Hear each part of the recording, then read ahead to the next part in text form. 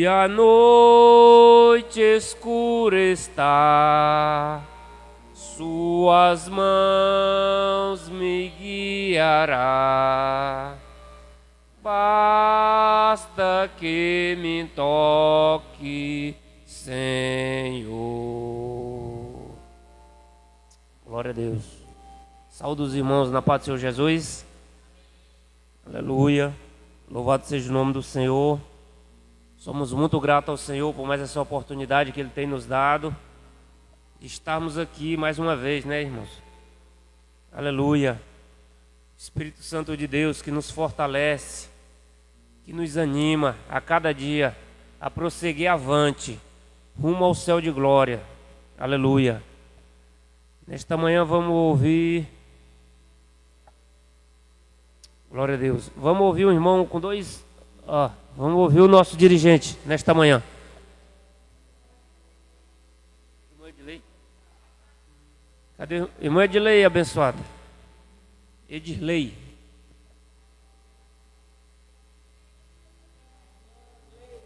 Irmã Leide. Com dois hinos da nossa harpa cristã, irmã. Em nome de Jesus. Amém.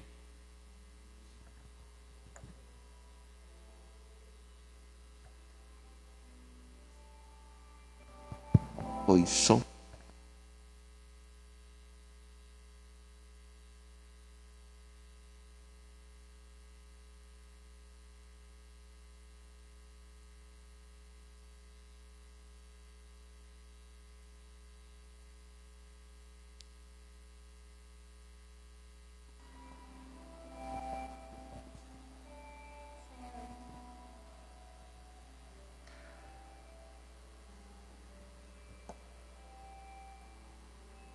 Saúde os irmãos com a paz do Senhor.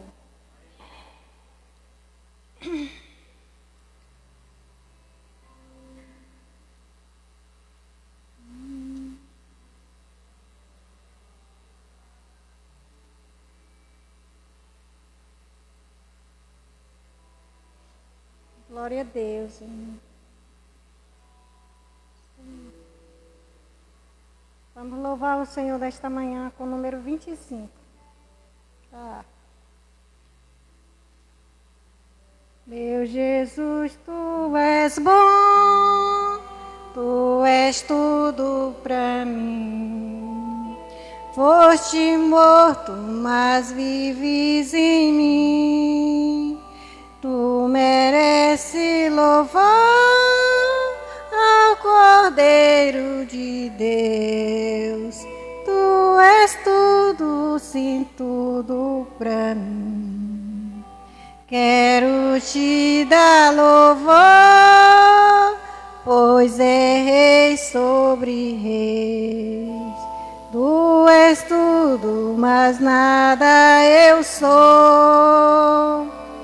Enche o meu coração de ternura e paz.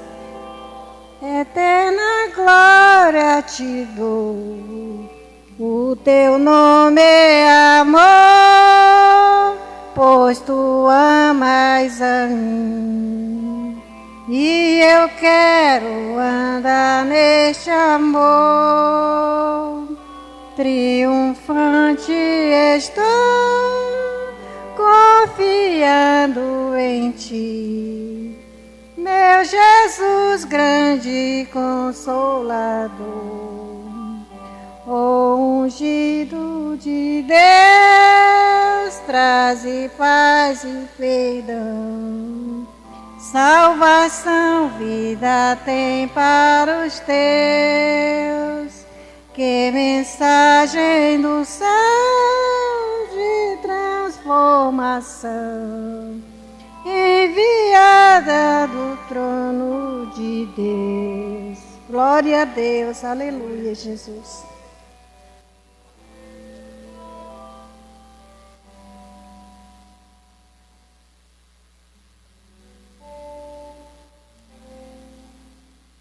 Quarenta e oito.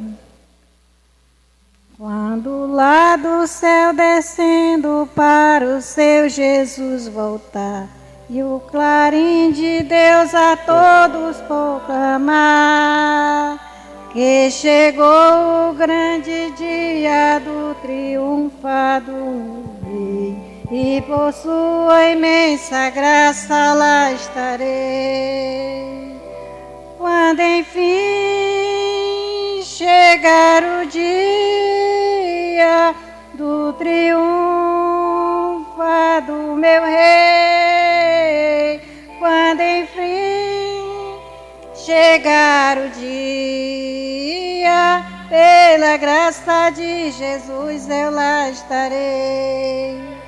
Nesse dia, quando os mortos hão de a voz de Cristo vir, dos sepulcros eles hão de ressurgir.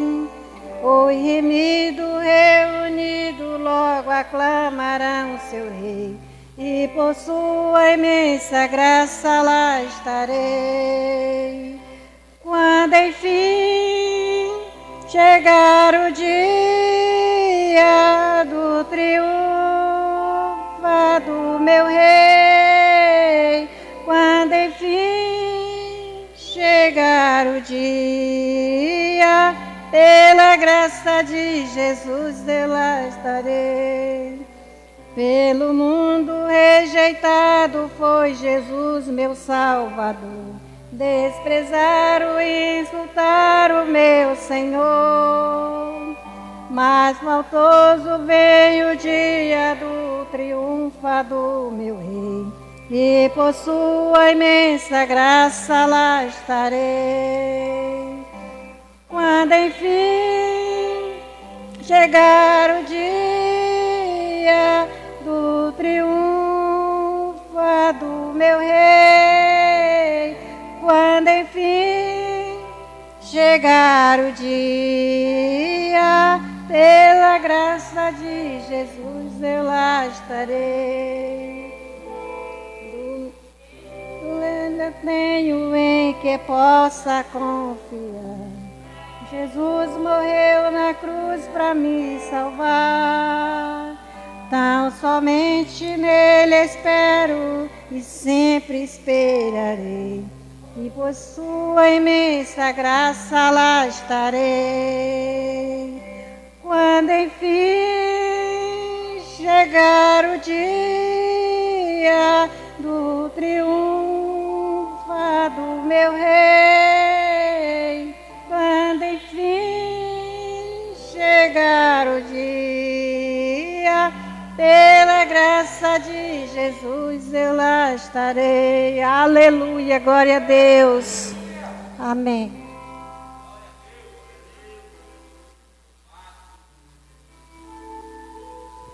Glória a Deus. Meus irmãos, a paz do Senhor. Amém? Vamos estar fazendo a leitura. Nossa lição de número 7. Lição de número 7. Para quem não tem a revista, a leitura bíblica se encontra em Salmos de número 19. Salmos de número 19, do verso 7 até o verso 11. Glória a Deus. Os irmãos encontraram, amém? Vamos ficar de pé.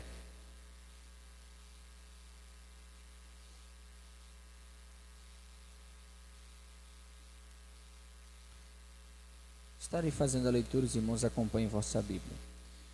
Verso 7 diz: a lei do Senhor é perfeita e refrigera a alma. O testemunho do Senhor é fiel e dá sabedoria aos simples. Os preceitos do Senhor são retos e alegram o coração. O mandamento do Senhor é puro e alumia os olhos. O temor do Senhor é limpo e permanece eternamente. Os juízos do Senhor são verdadeiros e justos juntamente. Mais desejáveis são os do que o ouro, sim, do que muito ouro fino, e mais doces do que o mel e o licor dos favos. Também por eles é admoestado o teu servo, e em os guardar a grande recompensa. Amém? nossa aí a lição de número 7. Hoje vamos falar sobre o cânon do Antigo Testamento. O cânon do Antigo Testamento, nós vamos aprender esta manhã. Quantos necessitam de oração? Eu e a minha casa. Senhor Deus e Pai, muito obrigado. Eu quero te agradecer, Senhor, pela grande oportunidade de nós estarmos aqui mais um domingo, Senhor, na Escola Bíblica Dominical, para nos alimentarmos, Senhor, da Tua Palavra, para aprendermos mais de Ti, para fortificarmos a nossa fé, para estarmos, Senhor, mais fortes, Senhor. Quando vêm as tempestades da vida, nós vamos ficar firmes na Tua casa, porque nós conhecemos a Tua Palavra. Senhor Deus e Pai, abençoa a Tua igreja, abençoa Teu povo, que está aqui esta manhã para aprender, com o coração disponível a aprender. Pedimos a Tua presença conosco, em nome de Jesus. Amém. Tome o vosso assento, em nome de Jesus.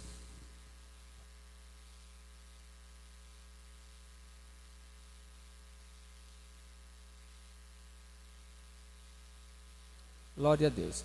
Nessa oportunidade, nós vamos contribuir com o nosso dízimo, com a nossa oferta para a manutenção da casa do Senhor. Hoje também é o nosso grande culto de missões. Se você trouxe a sua oferta missionária, você pode colocar em uma dessas caixas, tá bom? A caixa do seu departamento, e você estará contribuindo para a manutenção da obra do Senhor Jesus.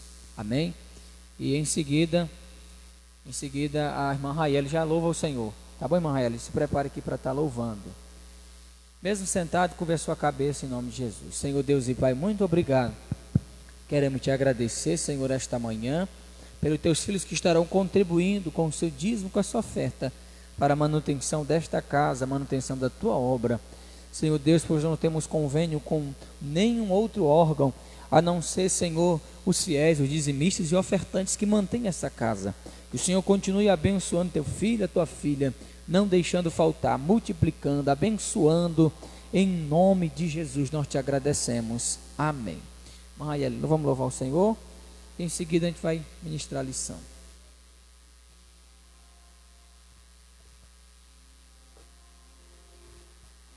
Oi, sal da amada igreja em nome de Jesus, amém?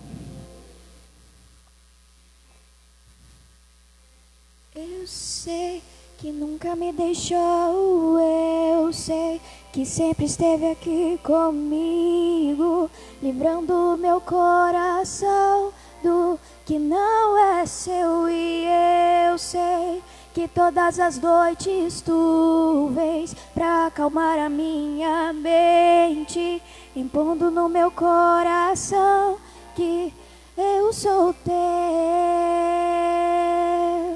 Chururu, chururu.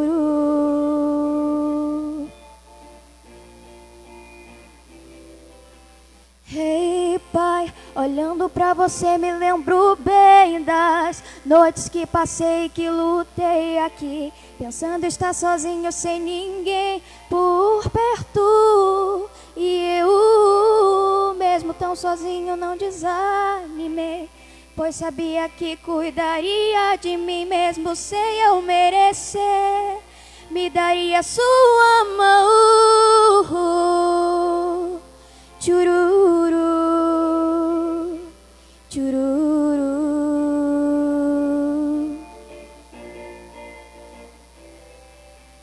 Eu sei que nunca me deixou, eu sei que sempre esteve aqui comigo, livrando o meu coração do que não é seu, e eu sei que todas as noites tu vens pra acalmar a minha mente, impondo no meu coração que eu sou teu, e eu sei que nunca me deixou, eu sei que sempre esteve aqui comigo, livrando o meu coração do que não é seu, e eu sei que todas as noites tu vens pra acalmar a minha mente, impondo no meu coração que eu sou teu.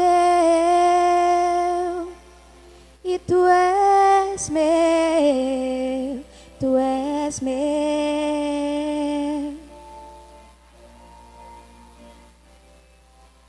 Eu sei que nunca me deixou. Eu sei que sempre esteve aqui comigo, livrando meu coração do que não é seu. E eu sei que todas as noites tu vens pra acalmar a minha mente, impondo no meu coração que eu sou teu.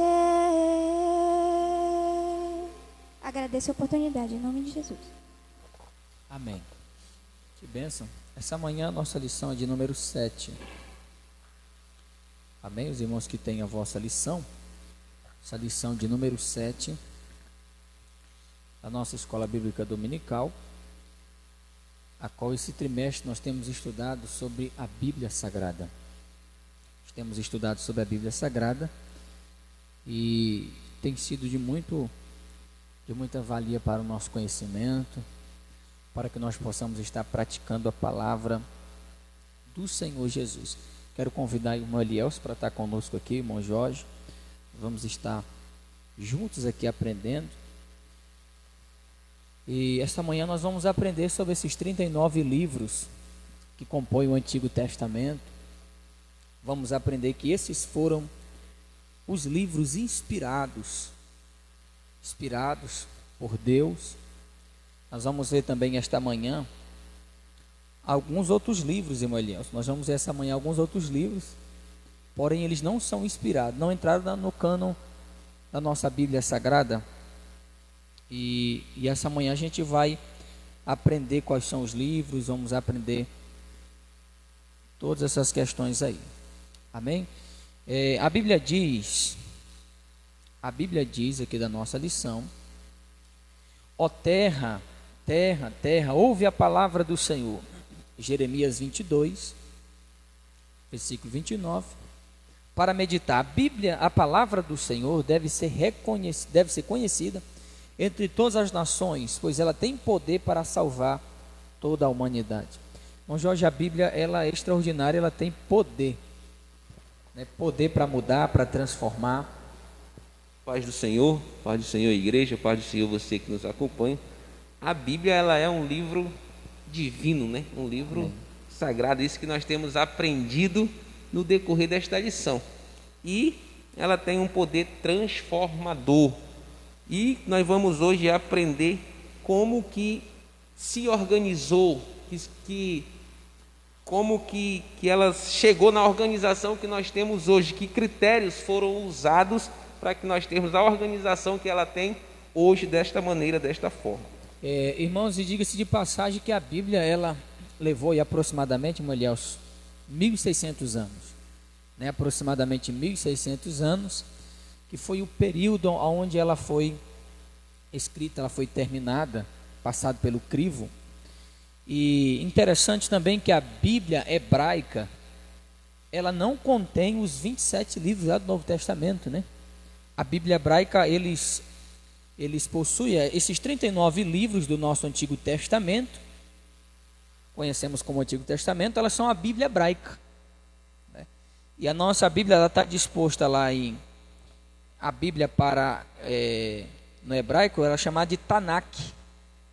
Tanakh tem ali as leis, que é de Gênesis até Deuteronômio, tem os profetas, Josué, Juízes, Samuel, Reis, tem os profetas posteriores, Isaías, Jeremias, Ezequiel, os 12, que foram os 12 profetas menores, tem ali os escritos, né, os Ketuvins, que é os Salmos, Provérbios, Jó, e 5 rolos, que vai falar ali o Cântico dos Cânticos, Ruth, Lamentações, Esté e Eclesiastes. Temos também ali os livros históricos, Daniel, Esdras, Neemias e Crônicas. Então essa é a formação da Tanakh, que é a Bíblia hebraica. E a nossa Bíblia é interessante também, que durante esses 1.600 anos, né, irmão Elias? Durante esses 1.600 anos, nenhum escritor se contradizeu. Por mais que o período dele fosse diferente, mas a inspiração era a mesma, porque era o próprio Deus que trouxe a inspiração. Pode falar, irmãos. Interessante, né, que nessa composição aí da Bíblia hebraica, se separou até os profetas, né? Sim. Tinha os profetas anteriores aos Sim. profetas maiores, né? Posteriores. Por exemplo, como profeta, eles citam lá como Moisés, né? Como profetas que foram antes dos profetas citados em uma outra, na Vulgata, né? E até mesmo antes do cativeiro babilônico. Isso, antes do né? cativeiro. Daniel, por exemplo. Alguns profetizaram antes, outros durante, outros depois. Né? Então, aqui a introdução da nossa lição diz assim: quando vemos que os escritores viveram em séculos diferentes, haja vista que a formação escriturística do Antigo Testamento durou um pouco mais de 1000 anos, mas mesmo assim foram harmônicos entre si e em si nada se contradizem. Então a Bíblia Sagrada, irmão Jorge, ela não se contradiz.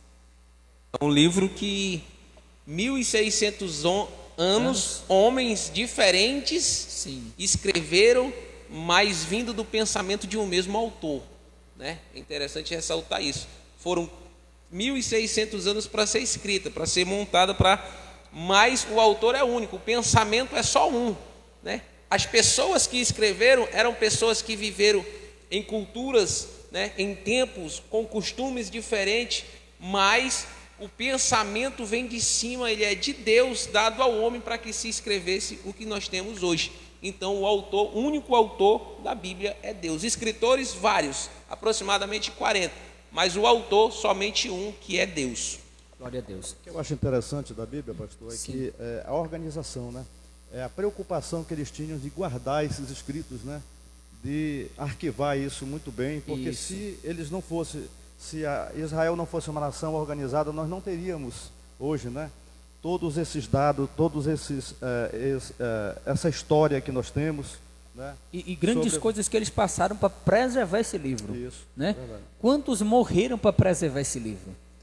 Quantos foram mortos para preservar a palavra de Deus, que ela chegasse até a nós? Inclusive a Constituição de Israel, ela preserva muito esses princípios da Bíblia, né? Da Torá, por exemplo, do Pentateuco. Sim. E eles aplicam isso na Constituição israelense, entendeu? Para que eles não perdem. Inclusive, isso aí era recomendado em Deuteronômio, se eu não me engano, Deuteronômio capítulo 6, a recomendação que Deus deu a Moisés para que eles preservassem, né, os estatutos e os mandamentos de Deus e passassem de geração para geração. Né? Eles tinham preocupação. E falando aí, irmão Elias, porque nós temos a Torá, né? É considerado os 5 primeiros livros: Gênesis, que é início; Êxodo, que foi a saída, a libertação do povo lá do Egito. Aí nós temos Levítico. Levítico ele vai tratar das leis. Levítico vem de lei, vai falar das leis, dos preceitos. E nós temos Números. Números é porque ocorreu 2 censos, não é isso? Ocorreu o recenseamento do povo, 2 censos, então por isso Números. E Deuteronômio, que é o último livro do Pentateuco, o Deuteronômio é a repetição das leis. A lei que está descrita em Levítico, em Deuteronômio traz a repetição. Por quê? Porque aqueles meninos cresceram. Então as leis, o Deuteronômio foi para restabelecer novamente a lei, para que eles não pudessem esquecer da palavra de Deus, dos mandamentos. É interessante sobre isso, pastor, que o senhor falou que os meninos cresceram, né? Sim. Mas é sempre bom estar repetindo, né, as leis do Senhor. Muitas vezes alguém pode até dizer: rapaz, tu já vem de novo falar a mesma coisa, né? Mas o povo de Israel era todo o tempo. Moisés, ele todo o tempo estava atento com as leis, aplicando no povo. Por quê? Porque o ser humano, irmão, ele tem uma facilidade muito grande de esquecer as coisas. Isso. Ele aprende hoje, por exemplo, aqui algo, e daqui a uns 2 dias ele já não lembra mais do que foi falado. Então Deus tinha essa preocupação de incutir isso na cabeça dele todos os dias, né? De época em época, né? De período em período, para que o povo não viesse esquecer dos princípios de Deus. Nós temos aí, irmão Jorge, os 5 livros, né? Gênesis também é conhecido como Bereshit, que é início, né? Onde deu início tudo. Shemot, que é o Êxodo, que fala sobre nomes, a libertação do povo.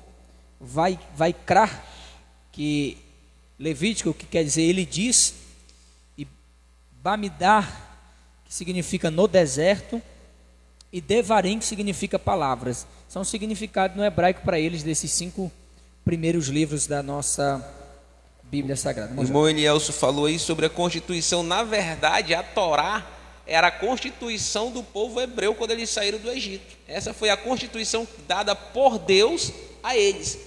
Lá na Torá, os 5 livros, se você for ler e estudar, você vai ver que lá tem todas as leis. Leis sanitárias, leis do homicídio, leis, todos os tipos de leis que o povo precisava para viver em sociedade, em comunidade, você se encontra lá na Torá, está lá. Então eram os preceitos para que eles vivessem bem, né? Não eram uma sociedade que tinha os costumes pagãos, os costumes das nações ao redor. Era uma sociedade que tinha uma lei dada por Deus, não criada pelo homem, mas dada pelo próprio Deus para que eles pudessem viver em paz e harmonia.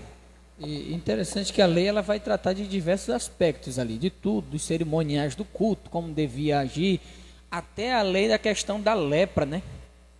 Se fosse algum leproso, tinha que estar fora da cidade, e assim por diante, né? Cidade dos refúgios, aonde alguém que matasse alguém por engano ia para a cidade dos refúgios. Seria, no caso, crime culposo. Teve a culpa, isso. Mas não teve a intenção. Hoje é conhecido como crime culposo. No caso, alguém matou por acidente. Ele não teve a intenção de matar, mas ele teve a culpa, porque ele cometeu aquele acidente, mas a intenção dele não era matar. Então, qual seria a pena dele? Ele teria que sair da cidade onde ele morava. Tinha uma cidade onde ele ia habitar por um certo tempo. Isso. Era como se fosse uma espécie de prisão. Ele ia ser excluído do meio da sua família, dos seus, ia para uma cidade distante e ia viver lá por algum tempo, né? Essa questão também, irmão Jorge, de todas as constituições, de todas as constituições federais dos países, principalmente democráticos, eles são baseados na Bíblia. Na Bíblia. Se você olhar todas as regras e punições dos crimes, eles são baseados na Bíblia. Né? E se você ver no próprio preâmbulo da nossa Constituição brasileira, é citado, né, o princípio, bíblico do nosso Deus. Então, irmão Elielson, nós podemos dizer que a Bíblia é uma Constituição universal. Universal. Né? Uma Constituição universal.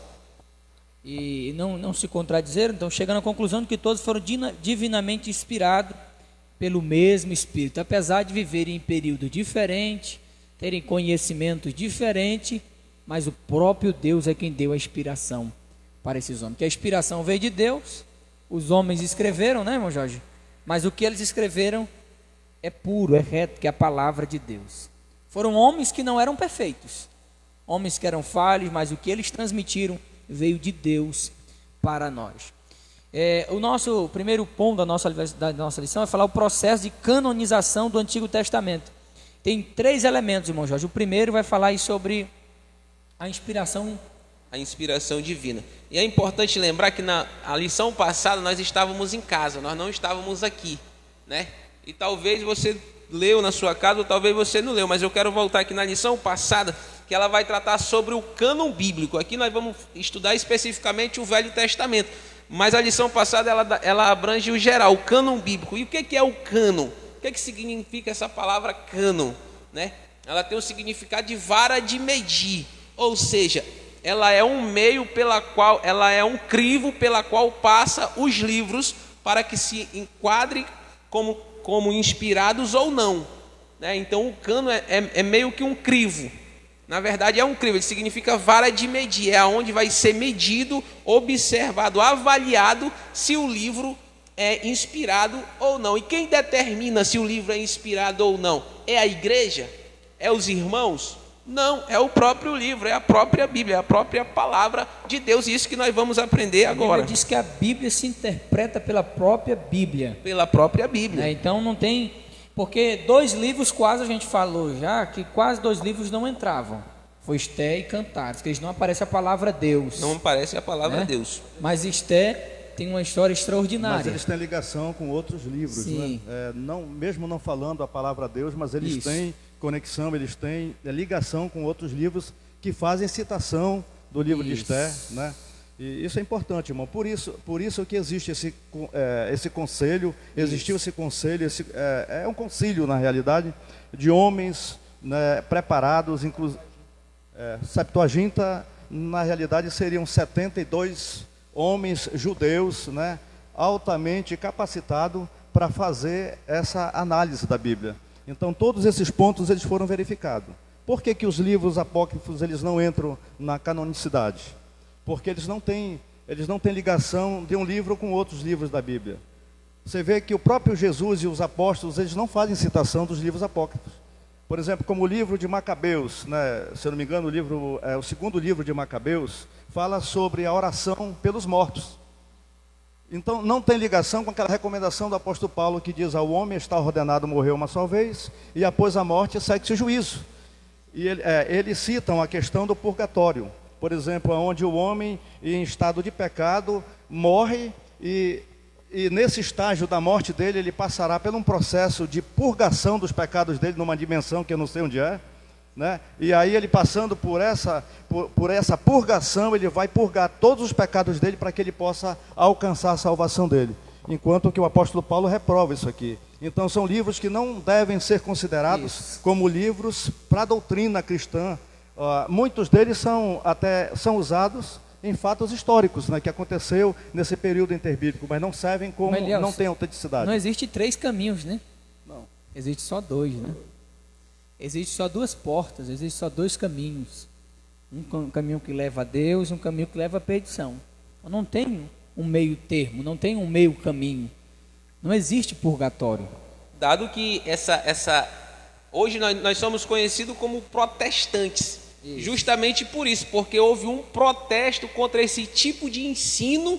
Alguém vai se levantar e vai protestar: esse ensino está errado, este ensino ele não é bíblico, este ensino não está na palavra de Deus. Por isso, hoje, o crente cristão evangélico, ele é conhecido como protestante, porque ele protestou os homens que causaram ali 1517 ali com Martinho Lutero. Eles vão causar a reforma protestante. Por quê? Porque eles vão protestar contra esse tipo de ensino da Igreja Católica, que dizia que o homem ia para o purgatório, que é uma espécie de penitência pelos seus pecados em vida, mas que de lá ele iria sair. E se por exemplo, eu tenho uma irmã que morreu, ela faleceu, e se ela está no purgatório, e se eu pagasse para a igreja, o Papa, como a igreja tem essa doutrina que o Papa ele é o representante de Deus, que eles têm essa doutrina de que Pedro foi o primeiro Papa e que o Papa hoje ele é sucessor de Pedro, então ele tem a chave dos reinos, porque foi dado para Pedro, ele tem a chave do reino, ele tem o poder, isso é doutrina católica, tá, irmão?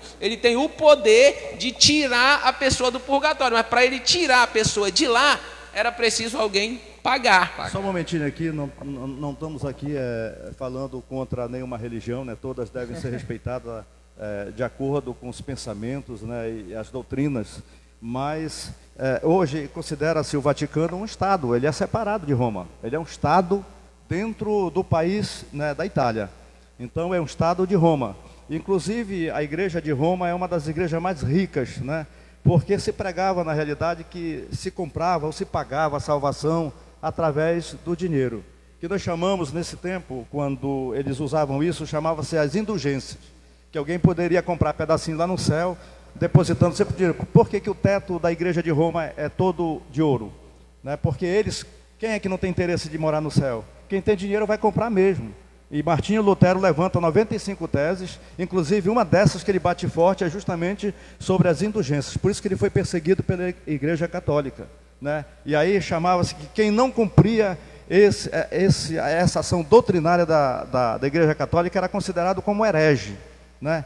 Ele era herege, ele era rebelde, né? E por isso ele era perseguido, né? Era uma forma de perseguição a quem queria aplicar realmente a verdade. Amém.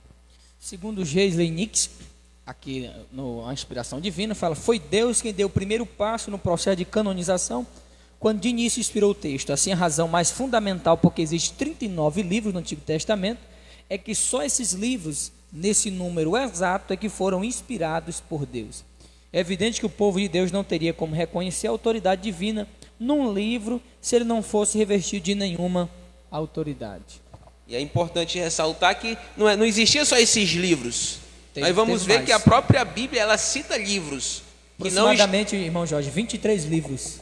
A própria Bíblia, escritores como Moisés e Josué, eles vão citar outros livros que não estão na Bíblia, mas que são livros, e o que tem escrito nesses livros são fatos históricos.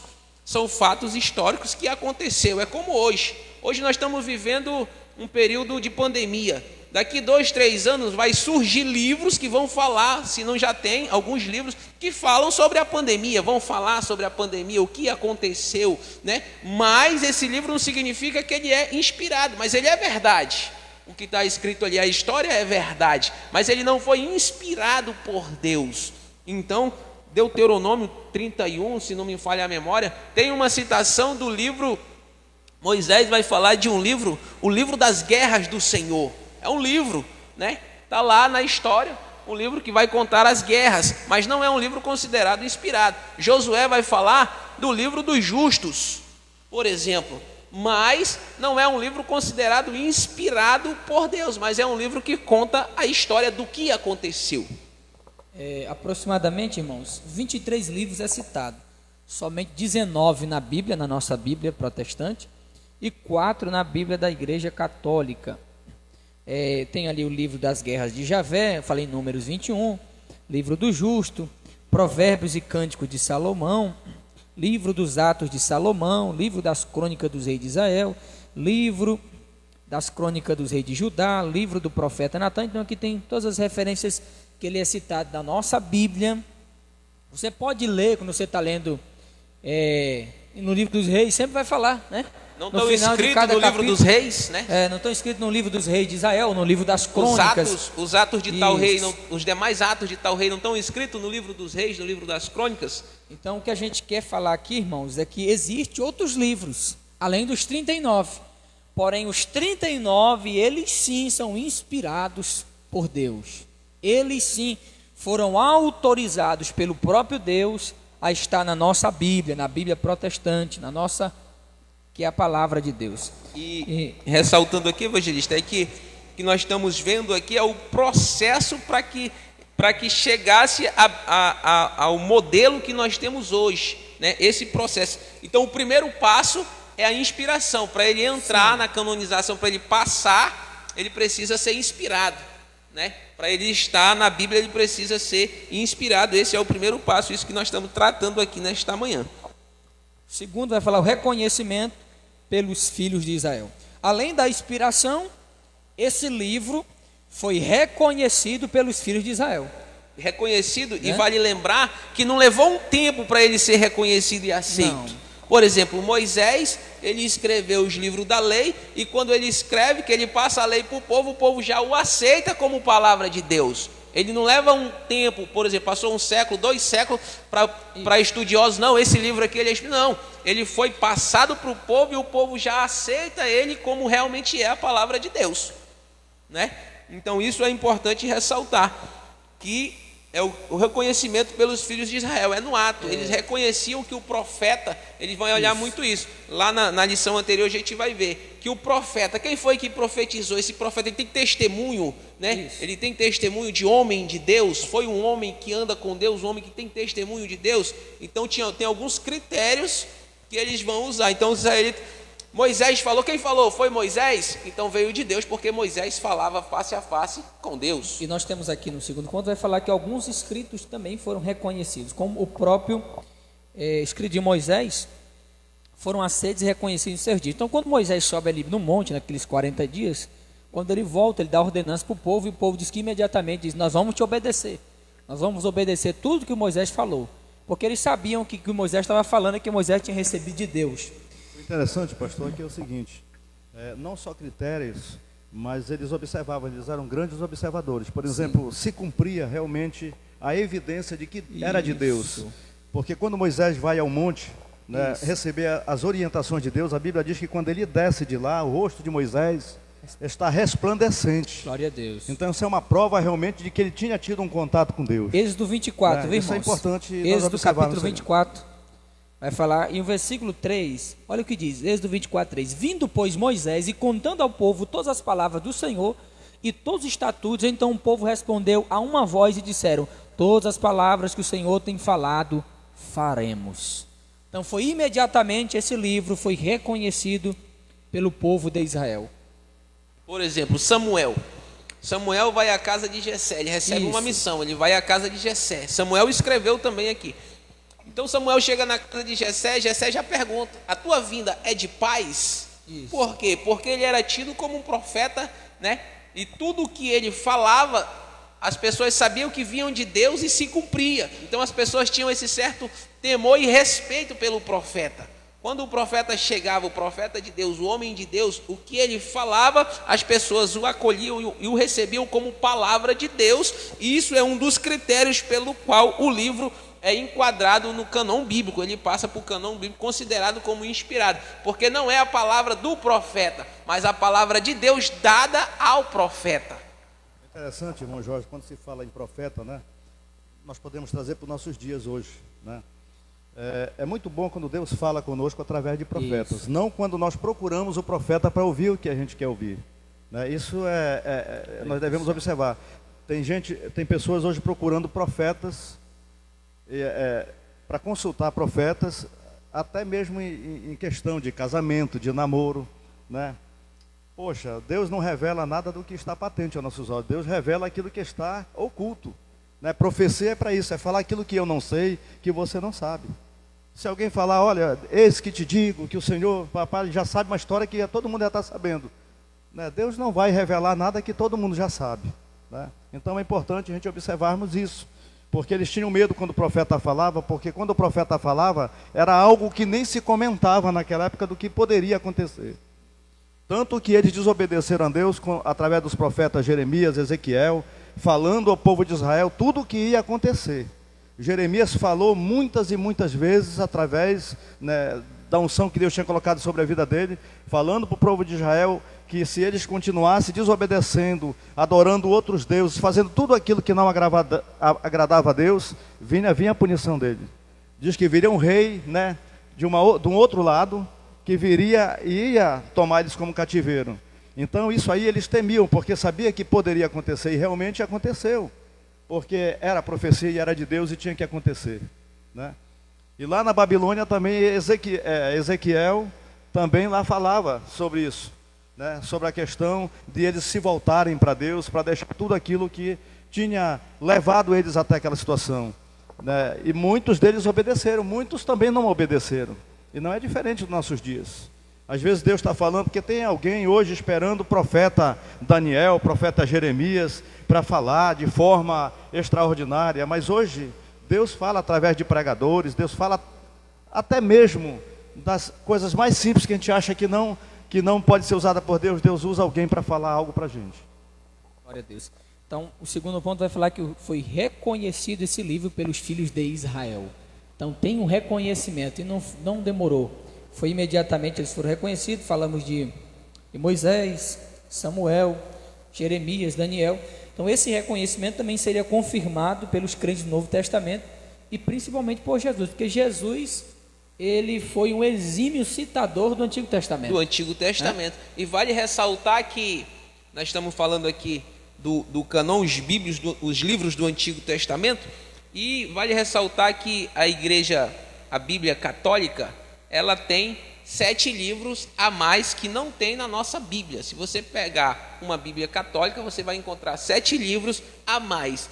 E aí, nós vamos ver que os livros aqui que nós temos na nossa Bíblia, quase todos eles foram citados por Jesus. E os livros que tem na apócrifos, os livros apócrifos, nenhum deles é citado por Jesus. Nenhum deles é citado por Jesus. Amém? E nem pelos apóstolos. Nem pelos apóstolos. E nem pelos apóstolos. Então isso é um ponto que foi analisado para que se passasse pelo cânon bíblico, né? É o que fala aqui. Os livros, eles foram principalmente citados por Jesus. Esses livros, Jesus cita Daniel, Jesus cita Moisés, Jesus cita Isaías, Jesus fala de Jonas, Jesus fala de vários profetas, confirmando, né, a sua inspiração, a sua canonicidade. Interessante que na Septuaginta, né, que são esses 70 homens sábios judeus, eles observam todos esses critérios. Isso. Né? Nada é homologado sem que tenha coerência. Tem que ter coerência, né? Os livros, eles têm que ter coerência um com o outro. Tanto que eles fazem essa ligação de um com o outro. Você vai ver aqui na frente lá, Daniel 9:2, fala sobre o profeta Jeremias. Daniel, um profeta, também fala de um outro profeta em tempos diferentes, né? Então tem que ter coerência entre eles, né? Por exemplo, você tem um concurso, né? para ser homologado aquele concurso, ele tem que passar por um crivo, tem que passar por um conselho, para saber se tem coerência realmente tudo aquilo que está no edital, né? Para ser editado assim, não foi diferente na Bíblia Sagrada. E falando aqui, irmãos, existe algumas seitas que eles não creem no Antigo Testamento. Existem algumas seitas que não creem no Antigo Testamento, só creem no Novo Testamento. Mas o interessante, pastor, deixa eu lhe dizer aqui uma coisa, é que existem as seitas heréticas. Sim. Que elas não têm poder para mexer nas Escrituras Sagradas. Eles não têm nem coragem de fazer isso. Se você olhar, por exemplo, os mormons, eles dizem que o Evangelho de Cristo ele foi invalidado, mas eles não fazem emenda na Bíblia, eles criam outro livro, eles criam o livro de Mórmon, né? Mas eles não mexem na Bíblia não, porque a Bíblia, eles sabem que se mexer na Bíblia, todas aquelas pragas que estão preditas e a sua parte lá no céu, ela será, a palavra. Não tem como e mexer. Nós cremos que os 66 livros são inspirados por Deus. Amém? O terceiro ponto da nossa lição fala preservação dos livros pelo povo de Deus. Aí, irmão Jorge, preservação dos livros pelo povo de Deus. Eles foram preservados ao longo da história, né? Moisés, quando ele entrega a lei para os filhos de Israel, ele diz: olha, tem que guardar na arca, porque foi ordem do próprio Deus colocado ali. É interessante que na arca foi colocado a livro, né? A lei, a palavra de Deus. Foi colocado ali a vara de Arão e o pote com maná. Passado anos depois, não tinha mais o pote e não tinha mais a vara. Mas a palavra continuava. Permanece, porque a palavra permanece. É o que a Bíblia diz, a palavra de Deus permanece para todo sempre. É interessante que quando nós observamos aqui a preservação dos livros pelo povo de Deus, isso me arremete ali para Davi, né? O cuidado que Davi tinha. A preocupação de Davi em construir um templo era justamente para guardar a arca do Senhor dentro do templo, para que ela não andasse mais em tendas, né? Então ele queria isso, ele mesmo diz que não colocaria a sua cabeça, né? Ele não dormia tranquilo, sem que antes ele fizesse uma casa para a habitação do Senhor. Davi diz que eu habito em palácio, né? Ele diz, eu habito em palácio, mas a arca do Senhor habita em tendas. Né? Então ele se incomodava com isso. Ele, como ser humano, estava bem, mas a palavra de Deus, a arca da aliança que representava Deus, ela estava andando por aí. Então ele tinha essa preocupação de guardar a arca. E por que essa preservação? Que Deus pediu essa preservação? Para que as gerações futuras tivessem acesso a palavra, tivesse acesso ao conhecimento do Altíssimo, ao conhecimento de Deus. Encontrei aqui o texto que eu acabei de citar para os irmãos, 1 Reis 8, 9. Quando Salomão ali constrói o templo, ele traz a arca. 1 Reis 8, 9 diz: na arca nada havia senão só as 2 tábuas de pedra que Moisés ali pusera junto a Horebe, quando o Senhor fez aliança com os filhos de Israel, saindo eles da terra do Egito. Não está dizendo que tinha o pote nem a vara. Nem o pote nem a vara. Pereceram, mas a arca continuava. Mas a palavra foi preservada. A palavra de Deus tem que ser preservada. E hoje, como é que eu faço isso? A Bíblia diz: guarda a palavra no teu coração, para não pecar. Eu guardei a tua palavra no meu coração para não pecar contra ti. E quantos hoje cristãos, irmãos, têm desprezado esta palavra, não têm dado crédito à palavra de Deus. Irmãos, isso aqui é o livro, é a palavra de Deus, é o nosso manual de regra, de fé, que nos conduz ao céu de glória. Eu posso ler qualquer livro de teologia, posso ler qualquer livro de comentário bíblico, mas eu não posso deixar de ler a palavra, de maneira nenhuma, porque a palavra de Deus é que me conduz ao céu de glória, que diz os acertos, que diz os erros, que diz os fracassos, que diz a vitória, está tudo na palavra. Amém, igreja? Interessante, né, pastor, que nós trazemos hoje para a aplicação pessoal. Isso. Né? Há até uma pergunta para nós: onde é que eu tenho guardado a palavra de Deus? Porque muitas vezes, irmão, nós guardamos a palavra de Deus, sabe em quê? Dentro de um armário, ou dentro de uma gaveta de guarda-roupa, né?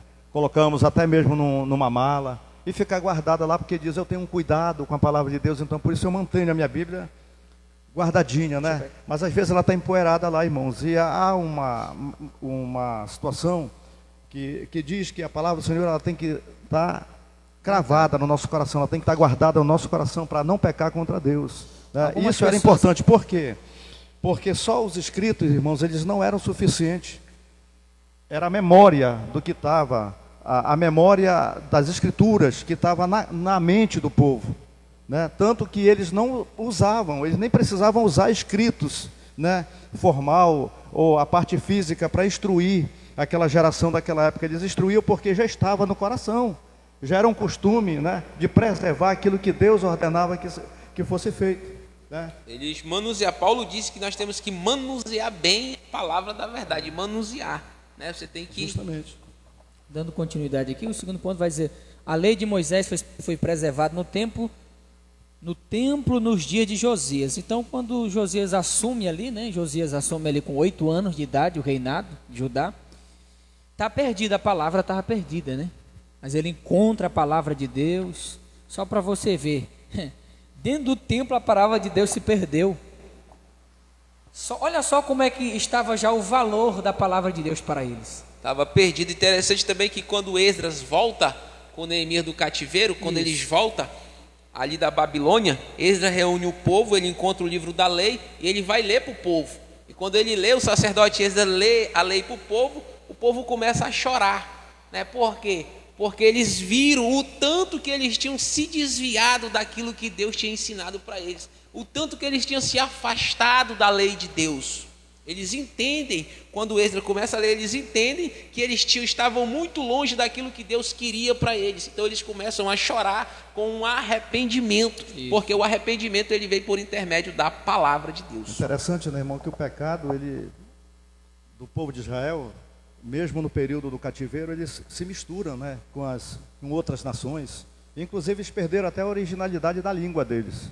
Porque quando eles voltam do cativeiro, eles já passam a falar um pouco também aramaico, né? Que era uma mistura ali, já não eram as originais, porque o original mesmo era no hebraico. Daniel, né? Esther, então eles foram perdendo, mas eles não foi perdido a essência da palavra de Deus, né? Dos mandamentos. Aí diz que Daniel tinha uma coleção dos livros, nos quais se encontrava a lei de Moisés, profeta, lá em Daniel 9, versículo 2. Esdras possuía as cópias da lei de Moisés e dos profetas. E os crentes do Novo Testamento possuíam todas as escrituras do Antigo Testamento, tanto a lei como os profetas. E o salmista foi mais além, disse: escondi no coração a tua palavra para não pecar contra ti. Salmo 119 e o verso de número 11. Amém? Daniel, ele está estudando a palavra, né? Ele está na Babilônia, cativo, e ele está estudando. E ele chega no texto de Jeremias 25, ele estudando ali Jeremias, ele chega lá, e aí ele compreende, porque está escrito que o cativeiro duraria 70 anos, ele encontra na palavra, então ele, nós vamos passar aqui 70 anos, está para acabar o cativeiro, né? 9:2, está para acabar o cativeiro tem um tempo determinado, é 70 anos, porque está escrito na palavra. Aí ele diz, eu percebi pela palavra que o cativeiro duraria 70 anos. É interessante, irmão, para nós... Sim, pode falar. Para nós finalizarmos só essa questão aqui da preservação dos livros, né? Nós temos aqui no Brasil, nós temos uma peça no MASP, que é uma peça que veio do Iraque, quando os soldados brasileiros estiveram lá, e eles visitaram as ruínas ali no Iraque, né? E eles trouxeram um pedaço de tijolo do Iraque. E o interessante, irmãos, que muita gente não sabe disso. Nós temos aqui escritas do tempos bíblico aqui no Brasil. E nessa pedra estava lá alguns textos, inclusive escrito pelo próprio rei Nabucodonosor. E tem uma citação lá na Bíblia que o mesmo texto que está lá, Daniel falou. Olha só, irmãos, uma escrita que o próprio profeta Daniel, ainda no tempo do exílio na Babilônia, leu, tem aqui no Brasil. Isso é só para comprovar o que, irmão? A veracidade da Bíblia, né? E esse arqueólogo, eu até falei na aula passada, né, que é muito importante a gente assistir algumas... o Rodrigo Silva, né? Ele é especialista à procura desses tesouros, né? E não foi nem ele que achou esse pedaço de bloco lá não, de tijolo. Alguém que trouxe de lá e disse que ia jogar fora, e disse, não joga não, que isso aqui é importante demais. Né? E ele foi lá, como ele entende muito bem o hebraico, ele leu tudo e tal, disse, não, isso aqui nós vamos doar o museu, para o MASP, e tem lá, né? E me até despertou uma curiosidade de ir lá para me ver essa pedra aí, esse tijolo aí. O desenvolvimento do cânon do Antigo Testamento é o nosso segundo ponto da nossa lição. Os dados que compõem a história do cânon do Antigo Testamento. Então nós temos dados históricos que comprovam. Nós temos aí a divisão da nossa Bíblia, lá os 5 livros, né? Pentateuco, temos os livros históricos, 12 livros, que vai de Josué até Esté. Nós temos os livros poéticos, aí Jó, Salmos, Provérbios, Eclesiastes, Cantares. Aí nós vamos ter ali os profetas considerados maiores, né? Isaías, Jeremias, Ezequiel, Daniel. E nós vamos ter os profetas menores, que são os 12, de Oséias até Malaquias, 12 profetas menores. E nós já falamos que não porque eles são menos importantes do que Isaías ou Jeremias ou Ezequiel ou Daniel, não. É pelo período da profecia deles, pelo período do ministério deles, que foi menor do que os profetas maiores. Se você tem uma ideia, Isaías tem 66 capítulos. E se você juntar todos os livros dos profetas menores, os 12, não dá. É porque a quantidade de versículo em Isaías é muito maior de capítulo do que todos os 12 juntos. Mas aqueles 12 também comprovam, são profecias reais que aconteceram, palavras de homem de Deus que profetizaram no seu tempo para nações. Uns profetizaram para Judá, outros profetizaram para Samaria, outros profetizaram para Edom, outros profetizaram para os assírios. Então tem diversas personagens que profetizaram para nações, julgamento para as nações e assim por diante. Então os dados que compõem a história do cânon do Antigo Testamento, todos esses que trazem a comprovação. Então basta analisarmos a ordem de Deus através de Moisés aos filhos de Israel, que ele vai dizer lá em Deuteronômio 6:6: e estas palavras que eu te ordeno estarão no teu coração. Primeiro, palavra no coração. Segundo, as intimarás a teus filhos e falarás dela assentado, palavra assentado. Terceiro, e andando pelo caminho, palavra andando. Quarto, deitando-te, levantando-te. Também as atarás por sinal na tua mão. Veja só, até na mão. Eles usavam um tipo de umas fitinhas nas mãos de diversas cores. Aquelas fitinhas, ao olhar, ele sabia que significava uma lei. Uma criança judia, uma criança hebreia, ela desde novo já sabia toda a Torá por isso. Se não me falha a memória, eram os filactérios. Filactérios. Jesus fala sobre vocês alongam os seus filactérios, né? Era nas vestes. Nas vestes, essa... andando pelo caminho, deitando-te, levantando-te também as atarás por sinal na tua mão e por testeiras entre os teus olhos. E as escreverás no umbrais da tua casa e nas tuas portas. Ou seja, irmão, palavra andando, palavra deitado, palavra no coração, palavra levantando, palavra direto. A entrada da porta e na saída. Tu tá saindo, tu tá lendo. Tu tá voltando, tu tá lendo. É a palavra. A palavra de Deus tem que estar na nossa vida. Não pode sair. Levantando, andando, saindo. Então, a palavra de Deus é diariamente na nossa vida. Ao olhar, eles já sabiam que era a palavra de Deus. Em todo tempo a palavra de Deus, né? Em todo tempo é interessante, a palavra de Deus. Temos que ter cuidado com isso, né? Porque hoje, como o mundo da moda, ele abrange todas as áreas, né? Isso. Até nós comprarmos roupa, a gente tem que olhar, ver o que está escrito numa camisa, né? Ou num cinto. E muitas vezes nós deixamos até de glorificar a Deus porque a gente não atenta para esses detalhes, né? E o mundo está aí, o mundo da nova era, ele está... né, com toda a força, com todo o vapor. Isso é importante. O povo de Israel tinha um mau cuidado com isso aí, né? Eu acredito que na porta do povo de Israel já tinha os dizeres lá, né? O Senhor é meu pastor, nada me faltará, né? Então estava nos umbrais, né? A Bíblia diz que nos umbrais da sua casa. 613 preceitos da lei. 613 preceitos. E o segundo ponto vai dizer textos que revelam o desenvolvimento do cânon do Antigo Testamento. Textos que revelam o desenvolvimento do cânon do Antigo Testamento ou do Antigo Testamentário. Então nós temos aí alguns textos que nós já citamos aqui no início, né? Vai dizer que o sacerdote Ilquias, então disse o sumo sacerdote Ilquias ao escrivão Safã: achei o livro da lei na casa do Senhor. Segundo Reis 22:8. Na casa do Senhor e conseguiram perder o livro. Por esse tempo, o livro da lei do Senhor estava guardado no templo, note a expressão, livro do Senhor. Não era a lei da nação, nem mesmo do rei de Judá, porém, era do Senhor. E diz a Bíblia Sagrada, Salmo 10, verso 11, escreve-a no livro e pôs diante do Senhor. Então, é por esses textos que se prova que esses livros eram inspirados e por isso que eles passam pelo processo de canonização, pela vara de medir. Eles passam pelos critérios que são exigidos para que sejam considerados livros inspirados por Deus. Ele passa pelos critérios. Por quê? Porque a própria Bíblia, como o nosso líder aqui falou, a própria Bíblia, ela prova a própria Bíblia. Interessante, né, irmão Jorge, que esse período interbíblico, né, onde não houve inspiração divina, se você pegar a última palavra de Malaquias, você vai ver que lá está escrito maldição. Não é maldição? E você vai ver que lá no Novo Testamento, já no Novo Testamento, durante todo esse intervalo aí, Deus, ele mostra uma solução para resgatar esse povo da maldição. Porque ele diz aqui, ó, em Malaquias capítulo 4, 6, ele diz assim: e converterá o coração dos pais aos filhos, e o coração dos filhos aos seus pais, para que eu não venha e fira a terra com maldição. Aí vamos ver lá em João capítulo 3 e o versículo 15 diz assim: para que todo aquele que nele crê não pereça, mas tenha a vida eterna, porque Deus amou o mundo de tal maneira que deu o seu Filho unigênito, para que todo aquele que nele crê não pereça, mas tenha a vida eterna. Então isso é muito importante a gente observar, irmãos, como a Bíblia ela se completa, né? E nesse período, né, que surgem esses outros livros, né, os livros apócrifos, né, que falam sobre a história desse povo que ficou sem a orientação, né, sem a inspiração divina, né? E são livros históricos, mas tem algumas aberrações que não devem nem ser considerados como livros históricos, né? Isso.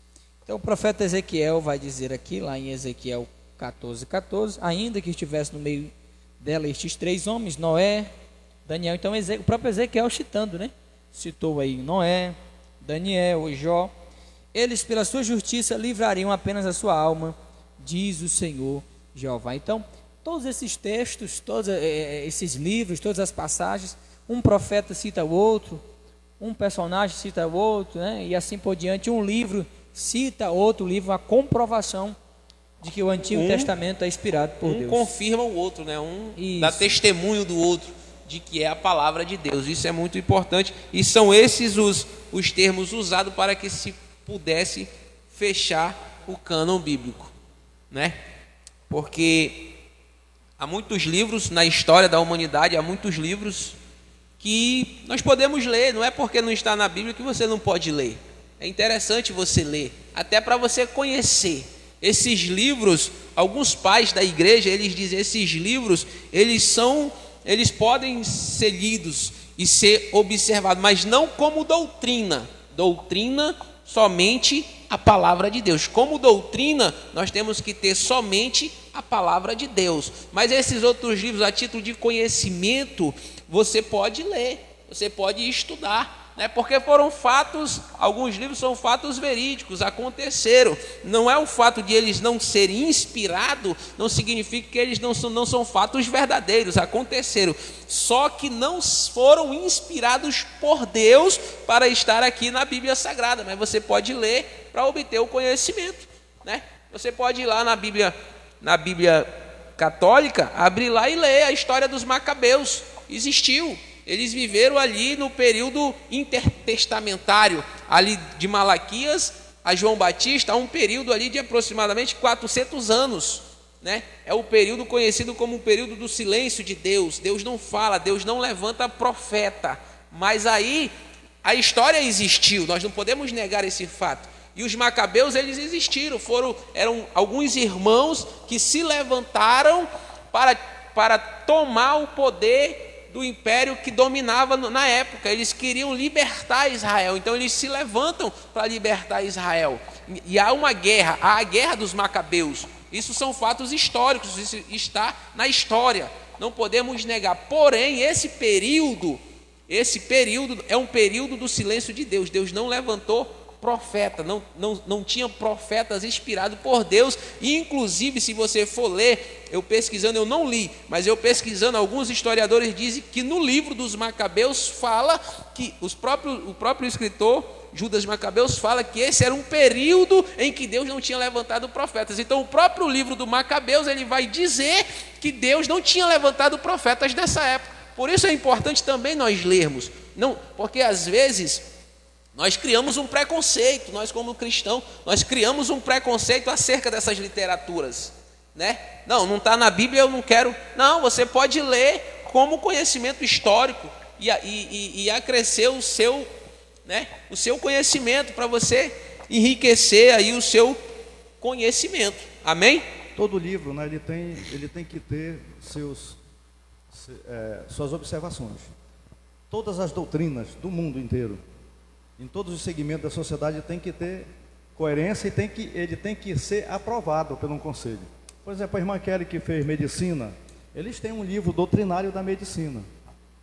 Mas existem outras doutrinas na ciência e na medicina que não são aceitas pelo conselho de medicina. Eles não aceitam, eles se reúnem e dizem assim: isso aqui não tem nada a ver, né? Cientificamente não temos comprovação disso aqui. Alguém pode até, um curioso, chegar lá e querer botar ao seu bel prazer algo que nem a ciência comprovou, e aí não vai ser aceito de maneira nenhuma. Ele não consegue passar pela validação. Assim é a Bíblia, né? Alguns fatos que aconteceram lá são só históricos mesmo, que não tinha inspiração divina, então não tinha como ser canonizado, porque o cânon, ele significa uma vara de medir. São regras, são doutrinas que tem que ser seguido de um princípio. E se ele não obedece a esse princípio, não pode ser considerado como verdadeiro. Na realidade, tem até alguém aqui que diga, né, Jerônimo diz assim que os livros apócrifos eles são falsos. No ponto de vista da inspiração divina, né? Não é que eles sejam falsos, que não servem para nada, né? Em relação à canonicidade, que eles não têm inspiração divina. Então, apócrifo significa aquilo que está oculto. Hoje em dia também apócrifo significa falso. Então, eu vou citar para os irmãos aqui. A Bíblia judaica, ela contém somente os 39 livros do Antigo Testamento. Ela não aceita os 27 do Novo Testamento como inspirados. E porque eles rejeitaram Jesus, né? Vale ressaltar aqui que esses 39 livros da Bíblia judaica, lá ele vai aparecer como 22 ou 24 na Bíblia judaica, né? Porque alguns livros são juntos. Por exemplo, primeiro livro e segundo livro de Samuel, ele é junto. Ele não tem essa divisão de primeiro e segundo Samuel. Livro dos Crônicas, livro dos Reis, eles são juntos, né? Neemias e Esdras, eles são juntos, eles não têm essa divisão na Bíblia hebraica, né? Quando passa para nós aqui na nossa versão portuguesa, ela tem essa divisão. É dividida em 3 seções, né? A Torá, os Ketuvins, que são os profetas, são todos juntos. E os sapienciais, isso, né? Que são os livros de sabedoria. Jó, Salmo, Provérbios, Eclesiastes, Cantares. São os livros de sabedoria. Só essa observação aí.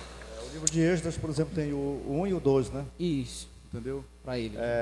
Eles queriam, na realidade, compactar, né? Compactar a Bíblia, trazer ela, diminuir o volume, mas isso não faz diferença em relação, né, à questão da Bíblia como um todo. Não vai fazer diferença. Falei da Bíblia católica, só tem os 39, rejeita os 27 do Novo Testamento. Aliás, a Bíblia judaica. A nossa Bíblia, nós temos aí 66 livros, 39 no Antigo, 27 no Novo, mas nós rejeitamos os apócrifos. E tem a Bíblia católica, que contém 39 livros do Antigo Testamento, 27 no Novo, e inclui na versão Vulgata os livros apócrifos não canônicos, que são Tobias, Judite, Sabedoria, Eclesiástico, Baruque, 1º e 2º Macabeus, 6 capítulos e 10 versículos acrescidos no livro de Esther, e 2 capítulos no livro de Daniel. Então, para eles, os apócrifos têm o Daniel capítulo 13 e o 14. E Daniel capítulo 14. Que no 13 vai falar a história de Susano. Sim. E no 14 vai falar a história de Bel e o dragão, que é uma lenda. Isso. Né? É uma lenda, tá lá, que nós não temos na nossa. E se você abrir a Bíblia católica, você vai ver. E aí você pode se assustar. De repente você pega uma Bíblia católica, e aí você vai lá capítulo 13, Mas na minha Bíblia Daniel. não tem. Daniel, Capítulo nossa, até o 13, 12. Daniel. Não tem. Suzana, quem é Suzana? Na Se eu Bíblia não me engano, tem, já nunca ouvi Já falar. tem uma Bíblia atualizada, católica aí, que ela já exclui os livros apócrifos. Porque eles, pelo fato de não servirem como livros para doutrina, né? E aí tem dificultado um pouco a questão doutrinária da Igreja Católica, então eles retiraram, né? Tem uma atualização aí, eles retiraram esses livros apócrifos. Eu vou só citar rapidamente para os irmãos aqui. Tobias, olha algumas coisas que o livro de Tobias cita. Ele cita a justificação pelas obras, a mediação dos santos, as superstições, cita algumas superstições, e cita também que um anjo enganou Tobias e o ensinou a mentir. Um anjo ensinou a mentir. Um anjo ensinou Tobias a mentir. Então por aí você tira que, né, são heresias, porque um anjo ele vem da parte de Deus. Deus é o pai da Deus não verdade. mente. Deus é a própria verdade. Então Jerônimo já tinha razão, né, de considerar falso. Né? Então esse anjo ele não vem da parte de Deus, né? É um anjo caído. Se foi um anjo, é um anjo caído, que naturalmente conhecido na teologia como demônio, né, irmão? Baruque, o livro lá de Baruque vai falar sobre a intercessão pelos mortos. A Bíblia diz que após a morte segue-se o juízo, irmão. Não tem mais. Se aceitou Jesus, amém. Se foi com Cristo. Não tem questão de intercessão pelos mortos. Eclesiastes fala justificação pelas obras, trato cruel aos escravos, incentiva o ódio aos samaritanos. Aí Jesus vem no capítulo 4 de João e para atender aquela mulher samaritana. E ensina que tem que amar a todos, que o Ou ódio seja, deve ser trocado né? pelo perdão e o amor. Aproximadamente 700 e alguns anos que judeu não falava com samaritano, aí Jesus está indo, passando em Samaria, ele para, atende a mulher, para naquele poço. O próprio Jesus ele já reprova os apócrifos. Reprovou. Já reprovou. Porque eles Não passou na incentivavam canonicidade de Jesus. Não o passou. ódio aos samaritanos, e Deus não incentiva ódio a ninguém. Sabedoria de Salomão fala o corpo como prisão da alma, a doutrina estranha sobre a origem e o destino da alma, e a salvação pela sabedoria. Então Não é quer pela dizer sabedoria, a salvação é pela graça. Então quer dizer que eu tô pela sabedoria eu tô quebrado. E segundo Macabeus vai falar oração pelos mortos, lá em Macabeus fala sobre a oração dos mortos, pelos mortos, culto e missa pelos mortos. O próprio autor não se julga inspirado. Está falando lá no capítulo 15, versículo 38 ao 40, se você quiser pesquisar aí, lá em 2 Macabeus, o próprio autor está dizendo que não é inspirado. Foi o que eu falei, né? Lá Ele em próprio Macabeus disse- 15, 38, lá em também Macabeus, 2 Macabeus 2, 25 e 27, e fala sobre a intercessão pelos santos. Sim, mulher. Interessante se for pela sabedoria, né? O Jô Soares não precisa nem se converter a nada mais, né? Porque ele é considerado o homem que tem o maior QI, né? O QI mais alto do Brasil é Jô Soares. Então não precisa, pela sabedoria o homem já está lá, entendeu? Não Mas precisa é pela fazer graça. nenhum esforço, né, irmão?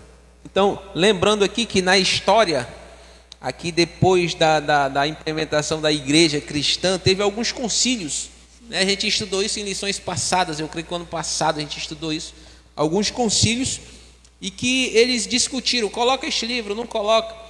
Mas tem o concílio de Trento, em 1546, no século XVI, o concílio de Trento. E esse concílio de Trento, ele foi convocado pela Igreja Católica. Por quê? Porque em 1517, Martinho Lutero prega as 95 teses lá. E aí a Igreja Protestante, ela tem uma aceitação tremenda, né? A doutrina protestante, ela começa a crescer ali pela Europa. A Alemanha é tomada pelo protestantismo. E aí alguns países europeus eles começam a aderir à doutrina protestante. E a Igreja Católica ela começa a perder seguidores. Se ela começa a perder seguidores, ela começa a perder dinheiro. E aí eles reúnem em 1546, no século XVI, em Trento, e reúnem um concílio para quê? É meio que uma contra-reforma, para combater, eles reúnem ali para estudar um meio de como combater o crescimento protestante. E aí eles vão aprovar definitivamente esses 7 livros na Bíblia Católica. Para quê? Porque é justamente isso que o evangelista leu aqui. Lá em Macabeus diz a oração pelos mortos. E era uma doutrina que acrescia dinheiro à Igreja Católica, dava renda para a igreja católica. Porque você já pensou, você é rico, aí seu irmão morreu, seu pai morreu, e aí a doutrina ensina que seu pai está no purgatório, e para ele sair de lá precisa pagar, e quem tem dinheiro vai pagar, né? Porque o conhecimento dele é esse, ele crê nisso, ele vai pagar. Isso no Velho Testamento já acontecia, irmão. A missa... O rei da Síria, por exemplo, ele foi ameaçado pelo rei Ezequias, justamente porque o rei Ezequias foi o rei que restaurou os cultos de Israel, e destruindo aquela serpente que foi levantada lá no deserto, que o povo, eles ganhavam dinheiro ali, entendeu? Porque o que era sagrado eles profanaram. E aí o rei da Síria ficou zangado com isso, né? E quis destruir Judá por causa disso, né? Mas quem foi destruído foi ele, né? Pelo poder de Deus. E era conhecido como as indulgências, né? Isso era conhecido como as indulgências.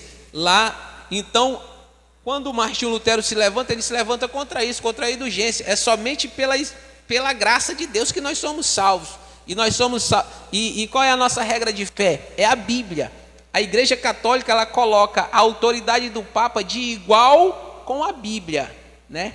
E então isso significa que o que o Papa fala é tão verdade quanto o que está escrito na Bíblia. E por diversas vezes, ou na maioria das vezes, a igreja acata o que o Papa diz e não o que a palavra de Deus diz, por se entender a doutrina católica que o Papa tem a mesma autoridade que a palavra de Deus. Irmão Jorge, tá bom? só Então, lembrando, rapidinho, irmão, só dizendo aqui, repetindo o que o irmão Elias falou agora, nós não estamos aqui, né, criticando a doutrina A, B e C. Nós estamos dizendo aquilo que nós cremos e ensinando aquilo que nós cremos e aquilo que a história conta. Isso está na história, entendeu? Isso está na história. Então, para finalizar aqui a minha fala, então nesse Concílio de Trento, justamente isso, as indulgências, que até hoje tem, indulgência até hoje, de uma forma mais discreta, tem. Se você for ver a doutrina católica, morreu alguém, e aí tem a missa de sétimo dia. Diz aí, é de graça a missa de sétimo dia? Você paga para se rezar uma missa de sétimo dia. Para velar você paga. Para batizar você paga. Você sabia disso? Na igreja católica tudo você paga. Para batizar, para velar o corpo, para a missa de sétimo dia. Então isso não deixa de ser uma forma de indulgência que ainda impera nos dias de hoje. Amém? Interessante, irmão, que a igreja católica, ela fundamenta a igreja sobre Pedro, né? Então toda a linha papal, ela vem de Pedro, né? Que Pedro é o homem que tem a chave do céu, é Pedro que resolve tudo. Na realidade, porque eles pegam aquilo que o próprio Jesus falou sobre Pedro, né? Disse: tu és Pedro, e sobre esta pedra edificarei a minha igreja. E eles distorceram isso, né? Que a igreja seria edificada sobre Pedro. Por isso que a Basílica de São Pedro, né? Todo Papa é enterrado lá, ele é sepultado lá, porque tem a fundamentação sobre Pedro. E nós, como igreja, nós não somos fundamentados em Pedro. A igreja de Cristo, ela é fundamentada em Cristo Jesus. Porque quando Jesus fala a Pedro, ele está falando sobre esta pedra, ele estava falando sobre si. Jesus estava falando para ele: olha, Pedro, sobre esta pedra edificarei a minha igreja. Pedro, no original, quer dizer Petros, fragmento de pedra, né? Pedro era só os fragmentos ali, mas a pedra angular, a pedra de esquina, era Cristo Jesus. E ele fazia menção dele: sobre esta pedra edificarei. Alguém vai edificar, irmão, alguma coisa em pedacinho de pedra? Pedra quebrada? Não. Alguém quer pegar uma pedra sólida para colocar, né? É aquela pedra que veio lá, né, pastor, que desceu lá da montanha e foi derrubando a cabeça de aço, aliás, a cabeça de bronze, peito de aço, né? Amém. Então os livros apócrifos acrescidos do Antigo Testamento foram esses aqui, escritos originalmente em hebraico ou aramaico, mas conservados somente no grego. Divide-se em 3 grupos: históricos, didáticos e apocalípticos. Amém, irmãos? Então essa é a nossa lição, a nossa conclusão. Aprendemos ao longo desta lição que o Antigo Testamento é indiscutivelmente a palavra de Deus e que o processo de formação de todos os livros revela o cuidado todo especial do Senhor em apresentar aos homens de todas as raças, tribos, línguas e nações a mensagem mais perfeita e mais completa de toda a humanidade. É a palavra de Deus. Amém? Então domingo que vem a gente vai estudar sobre a inspiração aí, o cânon do Novo Testamento. Hoje estudamos sobre o cânon do Antigo Testamento e na próxima lição o cânon do Novo Testamento. Deus abençoe Meliel, Deus abençoe irmão Jorge, em nome de Jesus. Obrigado. Amém? Os irmãos querem agradecer, amém? Deus abençoe. Amém.